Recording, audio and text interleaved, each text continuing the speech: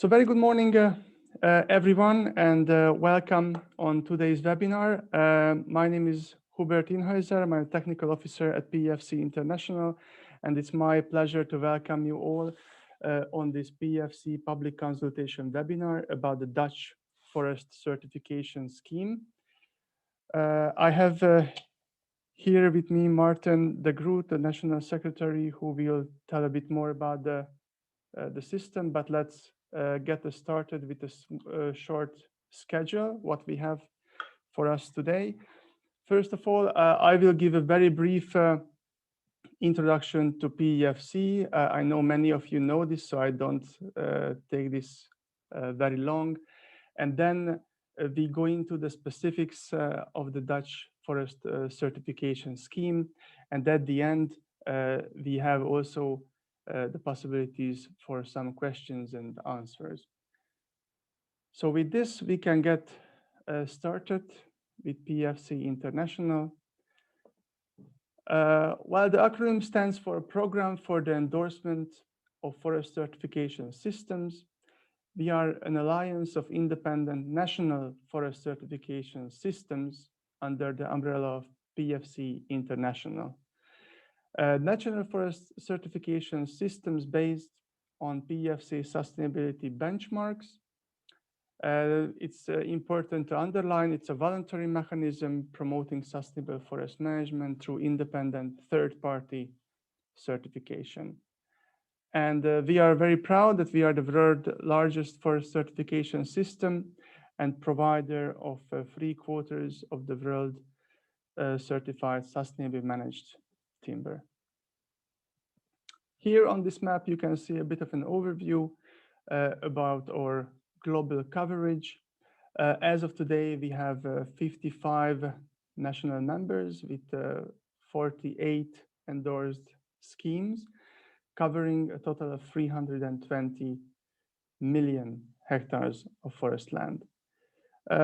It's might worth mentioning that the dark greens are countries which endorsed systems, and the light greens are the ones which are developing systems or during assessment process, but they are not yet endorsed. And just a very brief introduction to our Dutch scheme, which after the revision was submitted in April this year for assessment. The assessment will be carried out by an independent assessor, yet to be appointed. And part of this assessment, there is a 60 days public consultation. The link is available in the presentation, and also on our website, you can reach this. I opened today the public consultation where you can access all the documentation of the Dutch scheme, and all stakeholders are welcome to provide comments until 8th of July 2021 in any capacities you are interested in the Dutch scheme. All these comments submitted to PEFC International in this public consultation will be considered by the assessor during the assessment process and will be included in the assessment report. And that was it only from my side. And now I very glad that I have Martin here, and I'm very much looking forward for the presentation, the Dutch Forest Certification Scheme. Martin, it's over to you. Thank you, Hubert. Welcome, Christian. Good to see you again, by the way. And in the meantime, I will share my screen. Yes, hi. Apologies for the late, for not saying hello earlier. I had troubles with my audio connection. No worries. Good to see you. Likewise.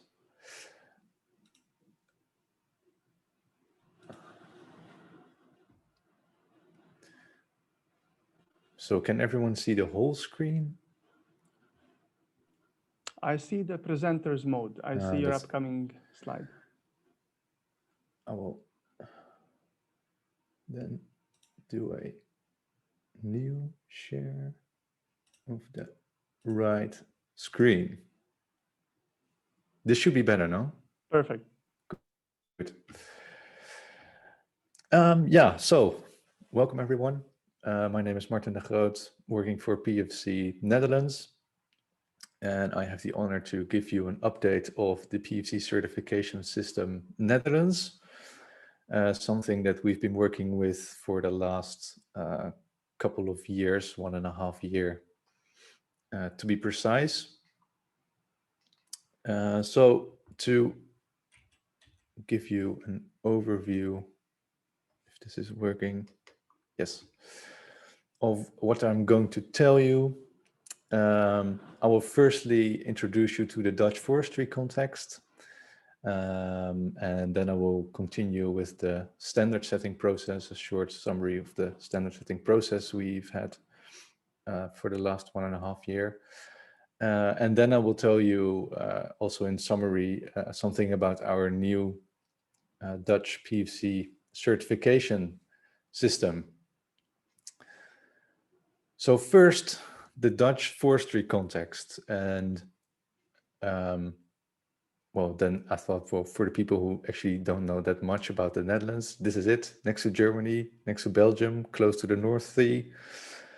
But interestingly, we have only 41,500 square kilometers, and compared to Germany, that's roughly 1/10 the size of Germany. So it's quite a small country, divided within 12 provinces. And we have some Caribbean islands, interestingly, as well.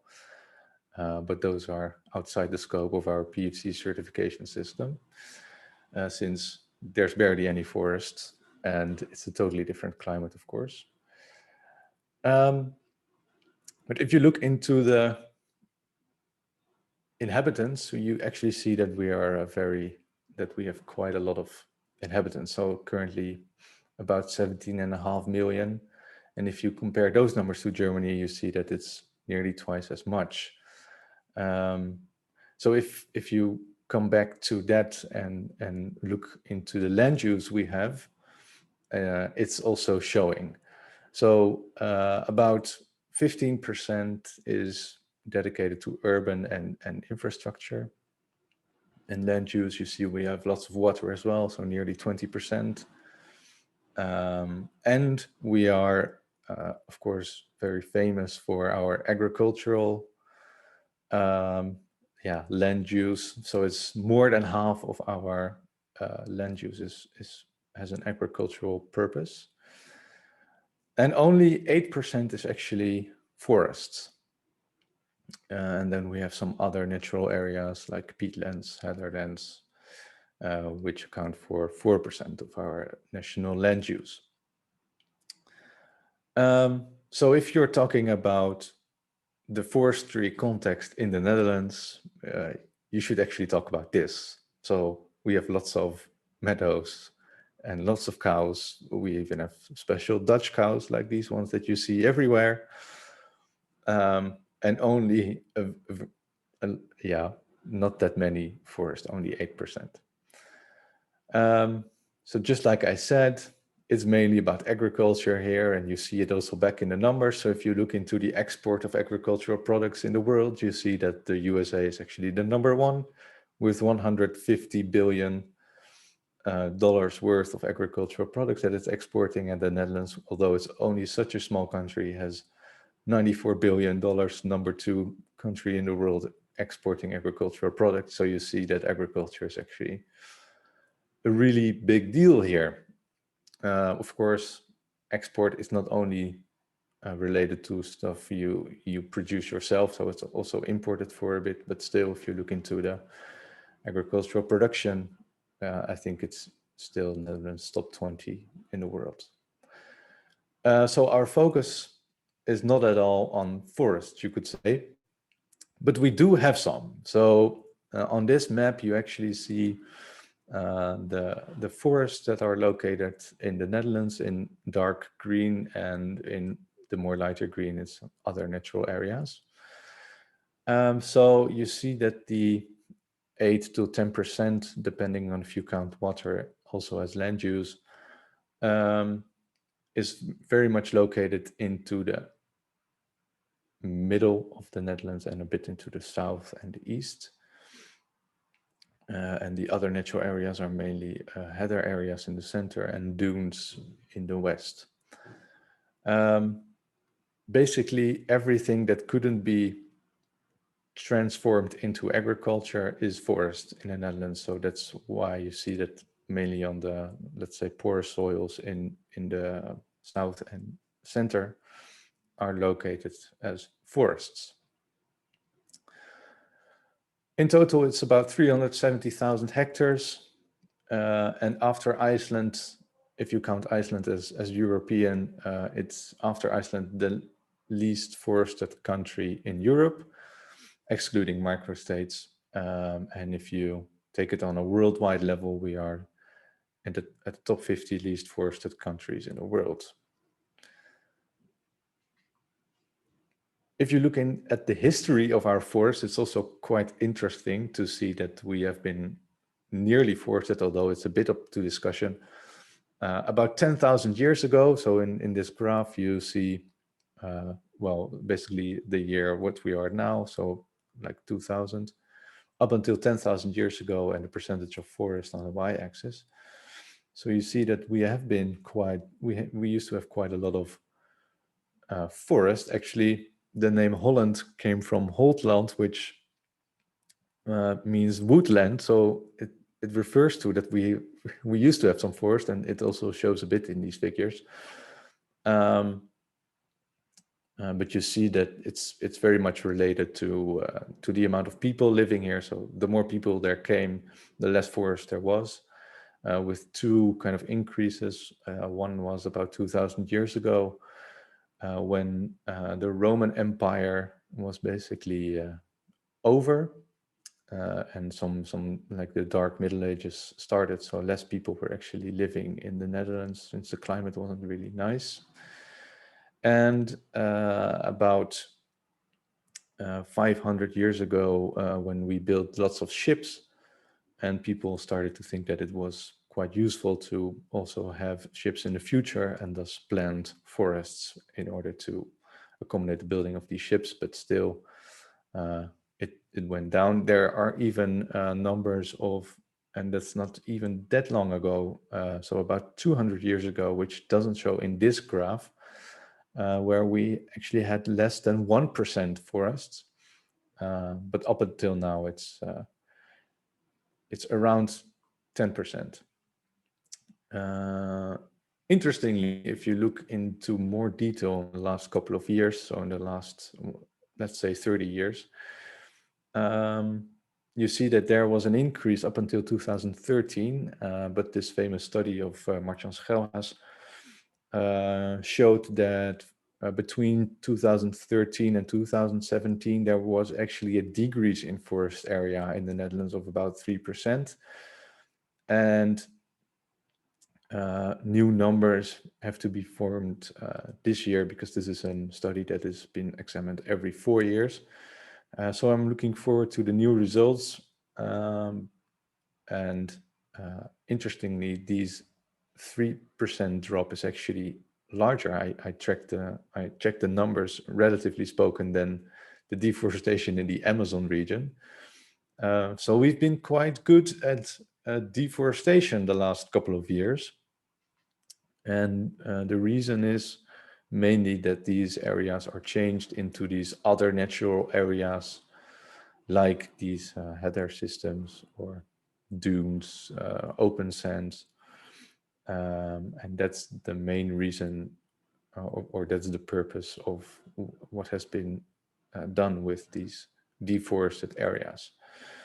So interestingly, we have been deforesting quite a lot, converting quite a lot in the last couple of years, which is of course a problem. If you look into the tree species, we mainly have, it's about 50-50 on deciduous and evergreen species, where Scots pine is the main tree species used as an evergreen, and oak is the main species used as a deciduous tree. The Scots pine is mainly originating because of the mining industry we used to have in the southern part of the Netherlands, and it's also one of the only tree species who could grow on these former heather areas, because It's also been had their areas that have been afforested to mainly Scots pine. And that you still see back in the numbers. Of course, we don't have a mining industry anymore. Although interestingly, we are still working with the Dutch state mines as PEFC Netherlands, but that has a totally different purpose now because it is a chemical company who is one of the largest pellets, and that means transportation pellets buyers. But that on a side note, so Scots pine is that is why Scots pine is still very common in the Netherlands. If you look into the roundwood harvest we have from the Dutch forest, it's nearly 1 million cubic meters per year,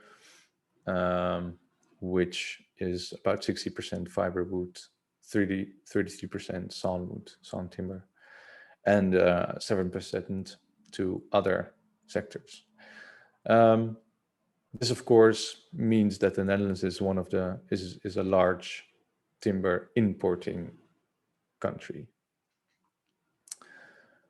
If you look into the recent debates we've had, let's say in a more broader sense, of course, it's about compensation. What does compensation mean, and how has it been in the last couple of years since we saw that these areas have been deforested? But in the law, there was actually a compensation requirement, which apparently didn't work, or actually mainly these organizations were exempted from doing this compensation by the government.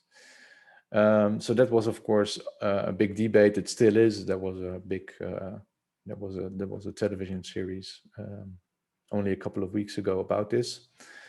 But also biodiversity loss in general sense is a problem. This, of course, is mainly in the agricultural areas.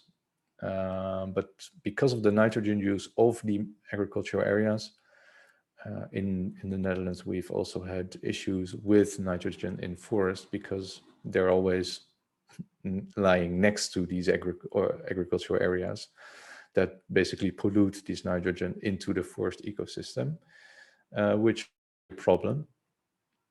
Then, of course, we also have to do with climate change, and there's basically was the climate smart forestry system was thought of and introduced.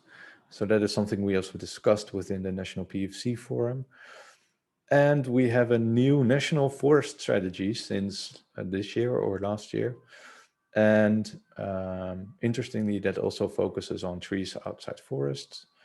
And it has been formed also on the basis of the debates that are mentioned above. So those are the recent debates we've had in Dutch forestry. Then the standard setting process. So the second part of this presentation. But before talking about the standard setting process, I thought it would be interesting to also give you an overview of what forest certification in the Netherlands actually looks like. So about 50% is FSC certified, mainly has to do with the State Forestry Service and another large nature or forest organization that owns also quite a lot of forests that are FSC certified. And then there's an organization called Forest Groups who provide both certification schemes, but there are also some small forest owners joining in that FSC scheme. And our group manager is actually part of this presentation, so I'm happy he's here. And we have about 3,000, well, nearly 4,000 PEFC certified hectares, which accounts for only 1%, but there's a story behind it, and I want to just briefly introduce you into that story. Because PEFC Netherlands has been founded in 2009, and our first PEFC certification scheme Netherlands, so PSN for short, was endorsed in 2011, roughly 15 years after the FSC scheme was already existing in the Netherlands.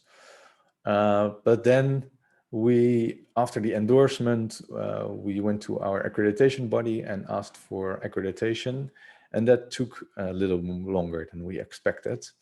So actually, my predecessor's whole career was basically based on getting the accreditation done, and because he finished just before I started, we made a nice kind of painting of the final acceptance, which we got from the accreditation body in 2017. So it took 6 years before we actually got the accreditation.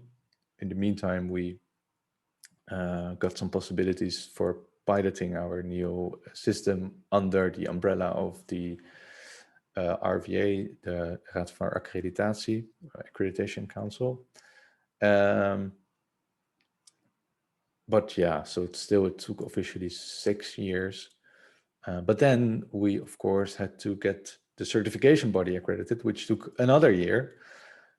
So in 2018, all the forest owners that were falling under the group certification system were officially accredited. Yes. That was in September 2018. And in November 2018, we had our General Assembly, and there our new forest certification benchmark was introduced and accepted. So we just launched a scheme that was actually endorsed in 2007, created in 2009, which was nearly 10 years old already, but we were just starting with it. And then we had the new benchmark. So what to do? In March 2019, our board decided to start an official revision period because of the new benchmark of PEFC International. They decided that we also had to do the revision in order to be in line with the new benchmark, of course. So we did, and we made the stakeholder analysis, and we did the gap analysis and so on. But because we are like in the market, we are very familiar and we have lots of chain of custody certificates, but in the forest management world, we are still quite new. So that is why we not only did this stakeholder analysis and so on, but we also actively approached them from person to person, not only by calling, but also by visiting them. And we organized in June 2019 an open meeting where everyone who was interested in PEFC related to forest management and joining our working group could start or could join and see what it actually meant for them. So in June 2019, we had this meeting where several people showed up, and we told them about PEFC and about our working group and to be formed for, call it. So in the end, these were basically the participants of our PEFC forum, which is a quite nice distribution. Of course, there was, but I'm sure that every PEFC national governing body has the same issues of people really being interested in joining. But officially, these were the parties who applied and joined the National PEFC Forum, which is a nice distribution between labor organizations like CNV and FNV, certification bodies. Our group manager joined. And you see the forest groups also joined. The Wageningen University was also part of the National PEFC Forum, which is the only university in the Netherlands where you can study forestry and where are different groups related to studying forestry. So that was also really good to have them joining. And some NGOs. So most of the NGOs in the Netherlands related to species and species protection are combined, or they have a common association called SORT and NL. And they were part of our national forum as well, which was very good because we had we basically had different experts from all kind of different plant or animal species who could have a look into our scheme. Hunters Association, small forest owners, large forest owners, and 2 municipalities, of which one was very actively involved in the development of the Trees Outside Forest scheme, because they were both interested in, and they still are very much interested in, having Trees Outside Forest certification. And lastly, an organization who is looking into the possibilities of having food growing inside forests. So they're called Food Forestry Netherlands, which also is quite a successful initiative here, but they were also interested in joining. So, and we're also very actively involved. So from October 2019 to March 2021, we were busy with the new PEFC certification system, Netherlands. This lasted a bit longer because of COVID. So we took the opportunity PEFC International gave us to expand the process with half a year, because we prefer to have in-person meetings. And luckily we just had the opportunity to have our final meeting in October 2020 in person. And after that, we went into a lockdown. So so we had this time, luckily. In October 2019, we started with saying that we would we had monthly meetings, and these monthly meetings were related to one topic, and so that people who were interested in only one topic could join for that meeting and didn't have to go to every meeting for only a few minutes where their topic was being discussed. So I thought this was working really well. And in the end, in February 2020, or no, March 2020, we had our final concept standard ready for public consultation. So the public consultation period lasted from March to April 2020. But then, of course, during that period, COVID-19 came up.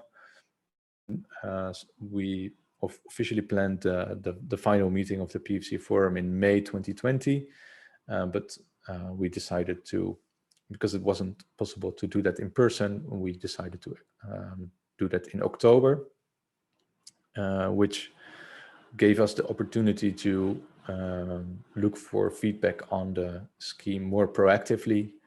And that worked really well, because I invited our certified forest owners to have a look. I also invited again Martjan Schelhaas, who was doing the study on he's from the Wageningen University, and he's very well known for this study where he studies the amount of forest in the Netherlands. So they were also having a look into our scheme and gave some very good feedback, which we discussed in October 2020.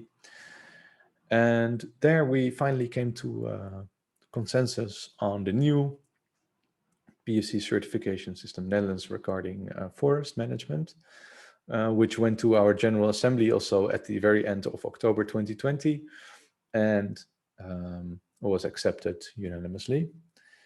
Then we took the time to translate our standards, to also finalize our standards regarding group certification and for certification bodies, also together with some other stakeholders, which was approved by our board in February.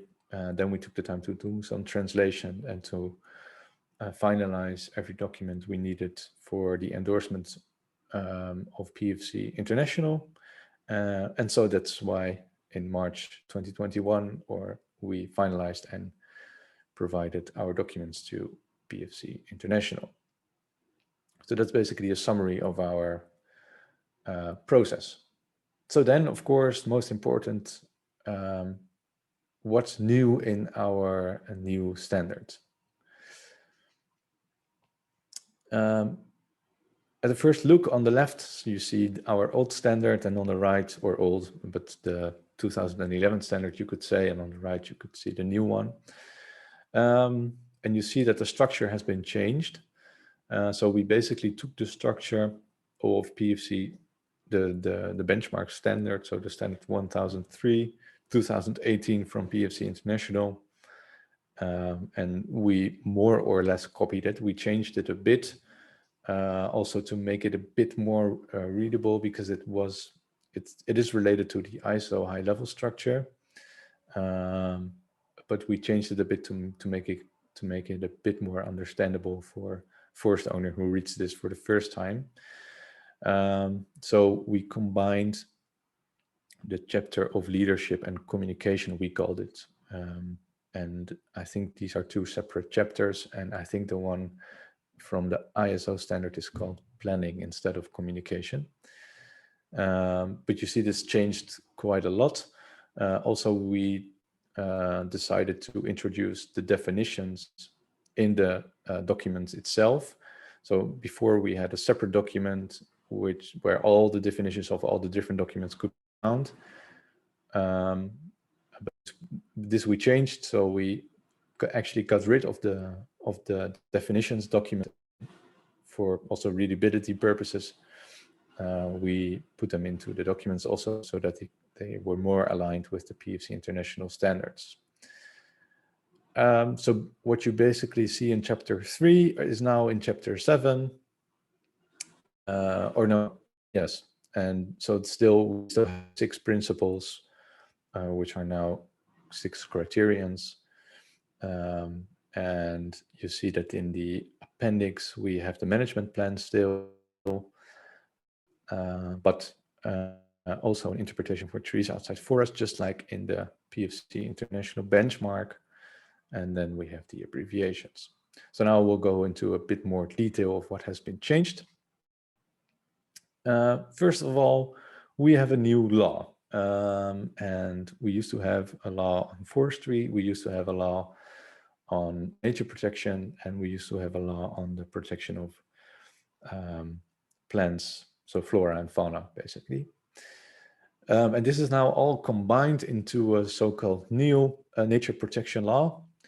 And this, of course, we have to take into account, see what's changed, but also our accreditation body gave us as feedback before we started the whole revision process, that we were mentioning the specific laws in the standard itself, and this was this was creating some problems also for our certification body. So they said to us that we didn't have to mention the specific laws in the standard itself, but that we could mention them in a guidance document, because otherwise it would lead to problems for the certification body, because the auditor had to basically come up by heart with section 3.1.1.a of the law of forestry, for example, and this was simply not doable. So we basically took the approach of PEFC International by saying that the forest owner should, I don't know it by heart, but something like the forest owner should identify the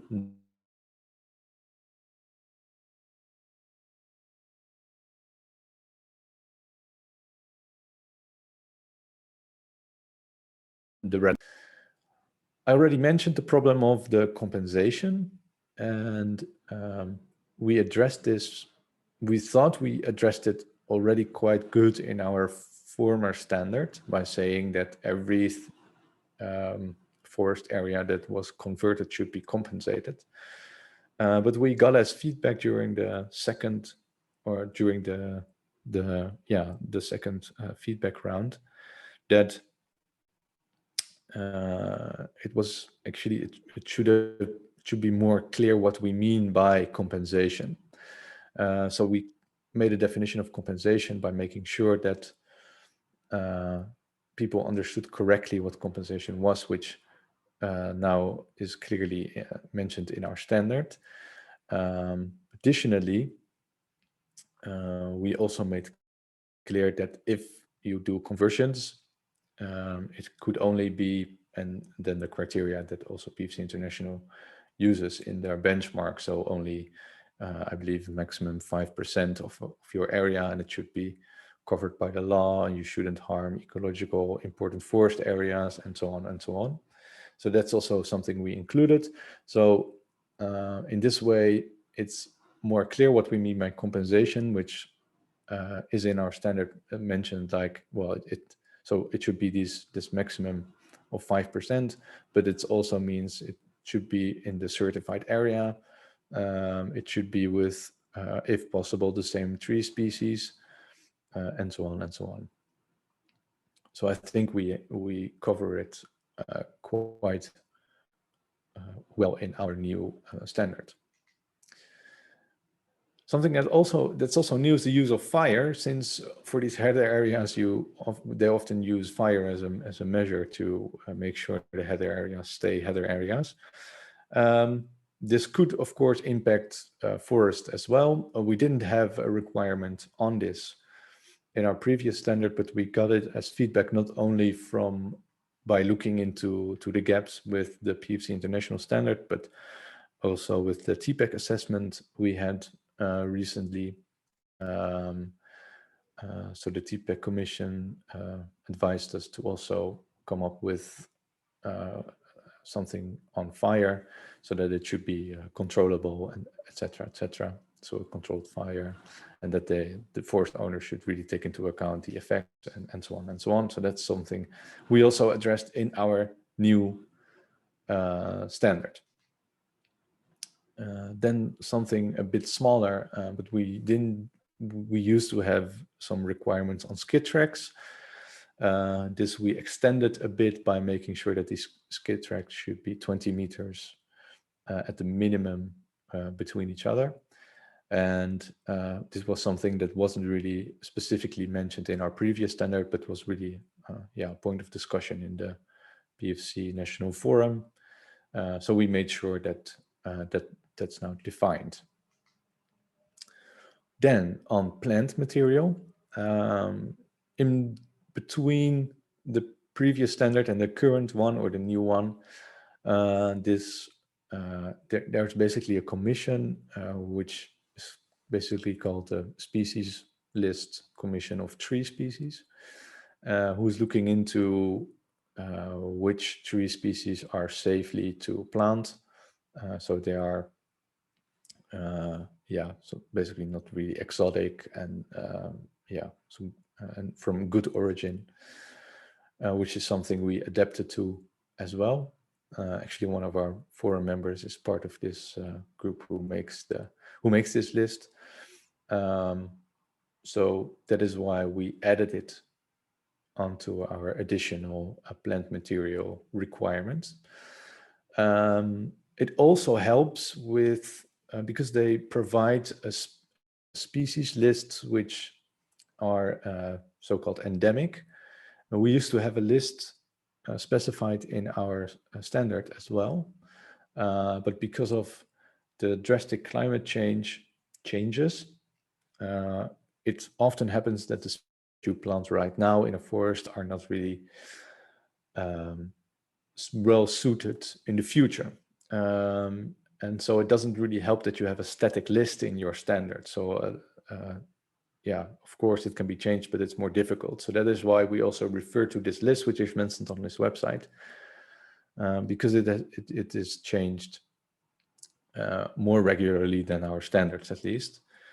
So that forest owners could also take this opportunity to plant some tree species that not used to be endemic, but may very well be endemic in the future. So related to climate, this is also something that we adapted to in our standard. Then on deadwood or mixed forests, we changed the definition a little bit, but I think more importantly, we stated that where forests already comply to the requirement, or have a higher percentage of mixed forest, for example, or have a higher amount of deadwood in their forest, we say that it shall be maintained where possible, so that the forest owner is also kind of motivated to keep the higher level going. In here, you, by the way, see a nice example of the mixed forest that is being created by one of our certified forest owners. And I have another picture in the following slide here, where we say that that we created also some requirements on science, so that the forest owner should contribute to scientific research if the opportunity arises. And this is a very good example of the same forest owner who is located also in this center part of the Netherlands, which is the biggest forest we have, and also the only forest where we have, or one of the only few forests where we have roe deer, red deer, wild boar together. And of course they graze a lot. So what he does is, or what he did was with some scientific experts, he fenced a certain area, and he was really surprised by the results he saw of the different tree species that were growing there, just because of the lack of this grazing, which is something I think was very interesting. And because of some requirements also in the PEFC benchmark that were added based on the contribution to science and scientific research, we also put some requirements on science in our standard. Then if you look into our management plan, you see that we, on the left, we had some requirements based on micro, small, or big forests, but we got actually rid of this requirement. We discussed it with some small forest owners, and they said they could easily comply with all the requirements, or easily, but they could fulfill to these requirements. And they also saw it a bit as a bit offensive, let's say, especially the micro one, to only be a forest owner with micro on a micro scale sounds maybe a bit wrong as well. So that's why we took the opportunity to just make requirements for all forest owners on and for their management plan, not really specific for the size, also because the sizes in the Netherlands of ownership aren't really big if you compare it to abroad either. So then we have our second appendix, which is of course related again to this picture, trees outside forest, because you see that lots of agricultural areas have some trees. That is of interest, but it was mainly the municipalities that were actively involved in the trees outside forest appendix we created, just on the same principle as PEFC International did. So this municipality of Amsterdam is still highly interested. Same counts for the municipality of Zwolle, who was also very actively involved in our PEFC forum to make the requirements for trees outside forest. Of course, we also have some forest owners who have a part of their land who is not designated as forest. Also for them, it is actually of interest. It's good that our group certification manager is also here, because this is one of his former interns who actually made a report based on our previous standard that we could use for the PEFC forum to see how our previous standard did for urban tree certification, something that she published in the end also in 2020, which we could perfectly use, that because the 2 months that we're following up on this report, we discussed trees outside forest certification. And so we could use her report as well to have a guideline on what of our previous standard was actually already could be applicable, and what we had to change above the knowledge that our PEFC forum also had, of course, but it was very useful. So in the end, we came up with this appendix. We actually rephrased every sentence of the standard to be in appliance for trees outside forest owners as well, But of course, some of the requirements were, they were just simply not applicable, or they had to be changed a bit. So that's what we basically took the same approach as PEFC International, and we used it in our second appendix as an interpretation for trees outside forest certification. And then you see that, for example, on 764, where we provide a requirement for forest owners to use contractors with an AIRBO certification. Of course, the AIRBO certification is only for forest contractors, but we were able to find the Groenkeur certification, which is actually used for contractors in, let's say, the urban green environment. So sometimes also split it between urban and agriculture, like 746, with the mixed forest requirement for forest, where we said that at least 50% of the certified property in an agricultural landscape area should also be something like this. But if you look into the cities, so the urban environment, we changed it to so-called 10-20-30 split, whereby 10% of the total tree stock should be of the same type, and a maximum of 20 of the tree stock, 20% of the tree stock should be of the same genus. So basically, we took the idea of the mixed forest and applied it to something that already existed for urban areas in the Netherlands. But definitely not every city or municipality could easily adapt to this requirement. So we think it's also of real contribution to them. So that was basically about trees outside forest. Then shortly about two other standards that we changed. We have our PCSN 2 document, which is our document for group certification. Complete restructuring based on the PEFC standard 1002, so that it's now largely in line with it.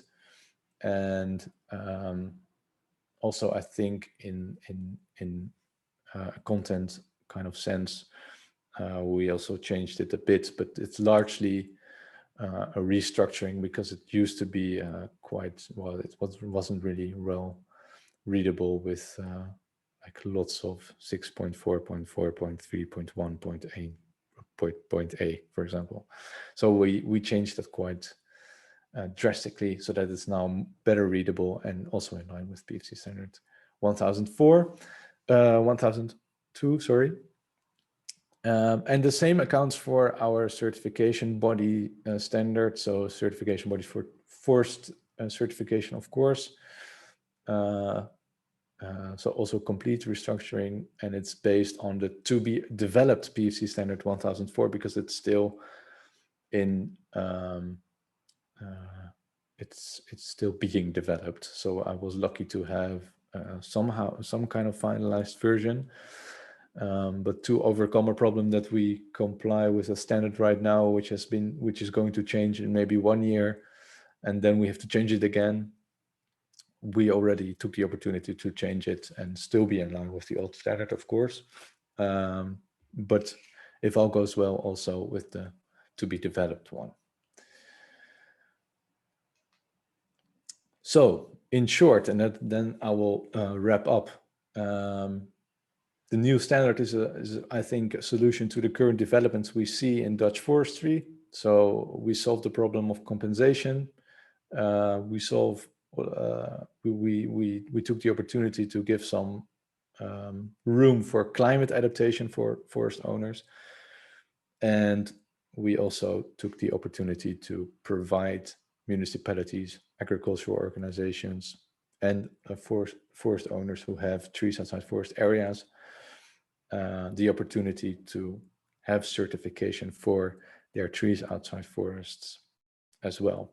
And there's lots of interest from these different parties, especially these municipalities, because, as you know, we have this TPEC commission who basically says to public organizations like municipalities that they have to comply with their requirements, meaning that they have to buy certified material. And because these municipalities, especially nowadays, are really focusing on the local market, they want to use their local trees to give them to local sawmills, to make some nice benches, for example, that they can use within the municipality. But right now that's not possible because they cannot comply with any certification requirements. So we are definitely a solution for that as well. So with that, I would like to end it and give some time for questions, if there are some questions. And otherwise, I would say Hubert can take the floor back. But please let me know if there are any questions. Yes, I would First have a of all, few. thank you very much, Martin, for the detailed presentation.